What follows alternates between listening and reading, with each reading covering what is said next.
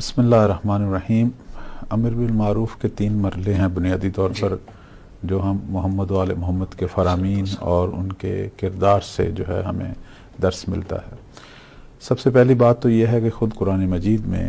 پروردگار کریم نے امت اسلام کی جو توصیف کی ہے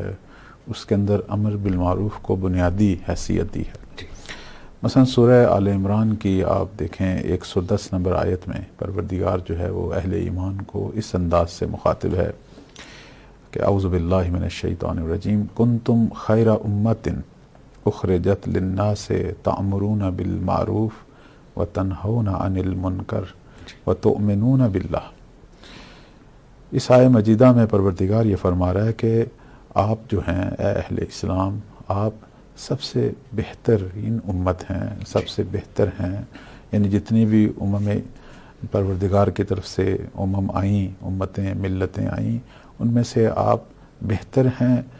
اور آپ کا جو وظیفہ پروردگار کی طرف سے جو آپ کے کندھوں پہ رکھا گیا وہ یہ ہے کہ آپ لوگوں کو نیکی کی طرف جو ہے وہ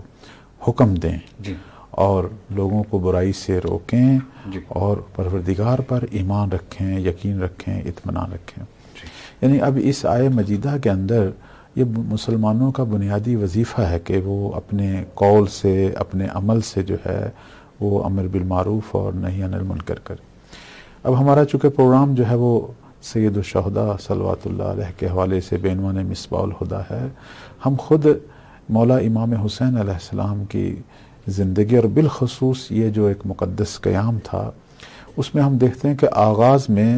مولا نے خود جو ہے وہ اسی موضوع کی طرف اشارہ کیا۔ یہ جو قرآنی وظیفہ جو ہے، جو ہر مسلمان کا جو ہے وہ فرض ہے اور جو حجت خدا ہے، ان پر تو سب سے بڑی بھاری ذمہ داری ہے کہ اس فریضے کو خود بھی انجام دیں جب اس کی ضرورت ہے، اور لوگوں کو بھی تیار کریں کہ وہ اس اہم الہی فریضہ کو انجام دیں۔ تو ہم دیکھتے ہیں کہ مولا نے جب مدینہ سے مکہ کی طرف جب مولا جو ہے وہ بڑھے تو اپنے بھائی جن کو انہوں نے اپنے بعد جو ہے وہ مدینہ میں بے عنوان وصی تاکہ تمام امور کا خیال رکھیں، جناب محمد حنفیہ جو ہے ان کو ایک وصیت نامہ لکھا، اور اس کے اندر یہی کلمات تھے جس کی طرف آپ نے بھی اشارہ کیا کہ اس میں مولا نے کافی طولانی ہے وصیت نامہ، لیکن اس کا ایک حصہ جو ہمارے اس موضوع سے متعلق ہے، فرماتے ہیں کہ میرا یہ جو خروج ہے، یہ جو قیام ہے، وہ چند امور پر مشتمل ہے۔ اب اس میں مولا بنیادی طور پر سب سے پہلے یہ فرماتے ہیں کہ انما خرجت لطلب الاصلاح فی امت جدی صلی اللہ علیہ وآلہ، کہ میں اپنے نانا کی امت کی اصلاح کے لیے جو ہے وہ نکلا ہوں۔ یہ پہلا میرا ہدف ہے۔ یہاں یہ نہیں کہا کہ میں یزید کی اصلاح کے لیے نکلا ہوں، امت کی اصلاح کے لیے، چونکہ امت بیمار تھی۔ اگر امت صحیح سالم ہوتی تو یزید جیسے لوگ کبھی بھی حاکم نہ بنتے۔ تو لہذا فرمایا کہ میں امت کی اصلاح کے لیے نکلا ہوں چونکہ امت بیمار ہو چکی ہے، اور اس کے بعد فرماتے ہیں کہ ارید ان امر بالمعروف و انہی عن المنکر، کہ میرا یہ ارادہ ہے کہ میں اپنے اس قیام میں اپنے کردار سے، اپنی گفتار سے جو ہے وہ امر بالمعروف کروں، نہی عن المنکر کروں، واسیر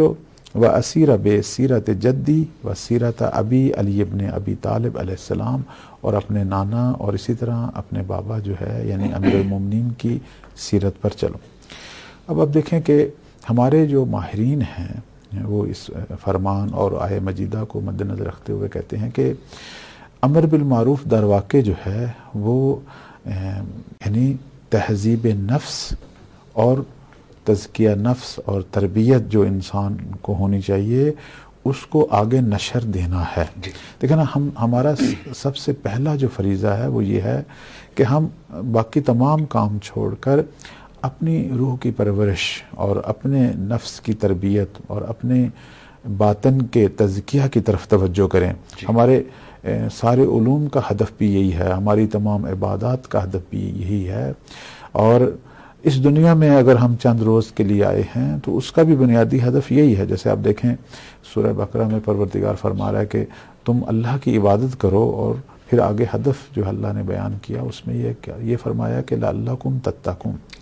تو اب یہ جو تقوی ہے اور یہ جو تزکیہ نفس ہے، یہ جو باطنی پاکیزگی ہے،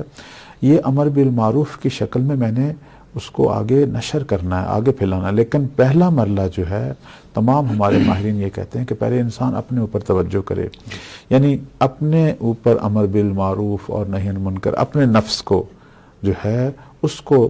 امر بالمعروف کرے اور اسے گناہوں سے روکے اور اس پر ریاضت کرے۔ یہ بڑا سخت کام ہے، اسے جہاد اکبر سے بھی تعبیر کیا گیا ہے۔ اور ہمارے جتنے بھی پیغمبر تھے، ائمہ تھے، اولیاء خدا تھے، وہ کچھ زندگی کا جو پہلا مرحلہ ہے وہ اسی مرحلے میں ہوتے تھے کہ وہ اپنے اوپر کام کرتے تھے۔ جیسے سرکار رسالت مآب صلی اللہ علیہ وآلہ وسلم کے بارے میں بھی یہی ہے کہ وہ جو غار حرا میں جاتے تھے اور ریاضت کرتے تھے، وہ یہی تھی، انہی مراحل میں۔ یعنی میں یہ کہنا چاہوں گا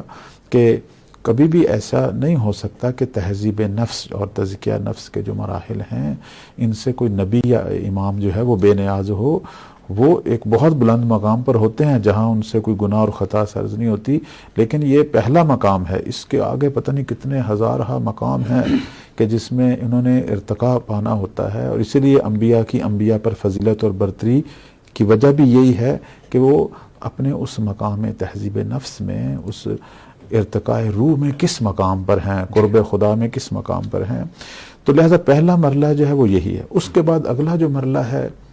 وہ یہ ہے کہ انسان جو ہے وہ اپنے عزیزوں، بالخصوص اپنی فیملی، اپنے گھر کے لوگوں پر جو ہے وہ کام کرے، ان کے نفوس کا،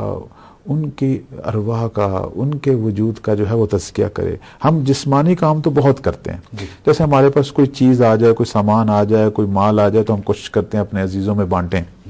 تو یہ اچھی بات ہے۔ شریعت اسے اچھی نگاہ سے دیکھتی ہے کہ اگر میرے پاس کوئی مال ہے اور میرے اپنے عزیزوں کو ضرورت ہے تو میں انہیں ترجیح دوں، بجائے کہ ادھر ادھر دینے کے پہلے انہیں دوں۔ یہ شریعت کی نگاہ میں یہ صلہ رحمی ہے اور بہت زیادہ ثواب کا بھی حامل ہے یہ کام۔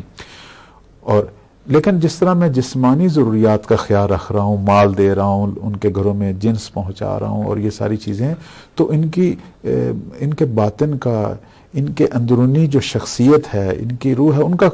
خیال کب رکھوں گا؟ میرے پاس اگر کوئی کلمہ حق آتا ہے جس پر میں نے عمل کیا اور مجھے بڑے اچھے توفیقات حاصل ہوئی ہیں، تو اس کلمہ حق کو بھی آگے کہوں، اپنے بچوں کو کہوں، اپنی بیوی کو کہوں، اپنے والدین کو کہوں، اپنے بھائیوں کو کہوں، اپنے فیملی کے ممبرز کو کہوں۔ اب آپ دیکھیں کہ رسول اللہ صلی اللہ علیہ وآلہ وسلم نے بھی یہی کام کیا تھا۔ پہلے کچھ عرصہ خود ریاضت کی، پھر ایسا اپنے عزیزوں پر کام کیا۔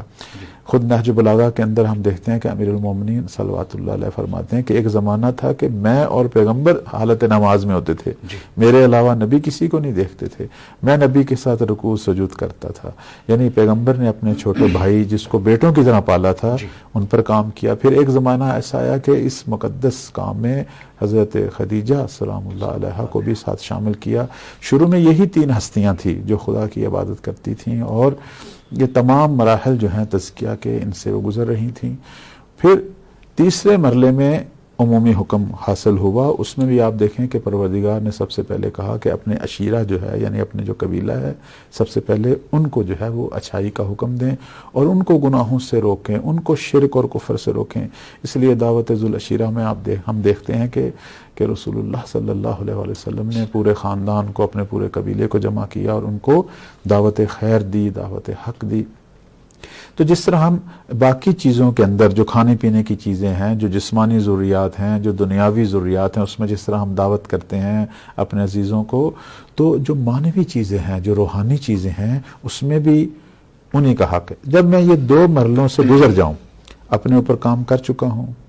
اپنے عزیزوں پر کام کر چکا ہوں، اب تیسرا مرحلہ وہی ہے جو ہم قیام امام حسین صلوات اللہ علیہ سے درس لیتے ہیں، بلکہ حضرت آدم سے لے کر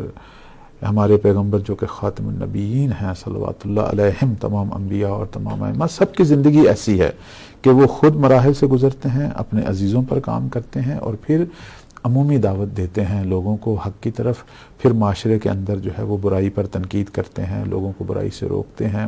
اور اچھائیوں کا حکم دیتے ہیں، پھر اس کا اثر بھی ہے بے شک، اور وہ دل جو آمادہ ہیں اس چیز کے لیے وہ بہت جلد اس سے اثر دیتے ہیں، چونکہ برائی سے روکنے والا اور اچھائی کا حکم دینے والا جو ہے وہ خود عظیم کردار کا مالک ہوتا ہے، اس کے قول و فعل میں اب کوئی تضاد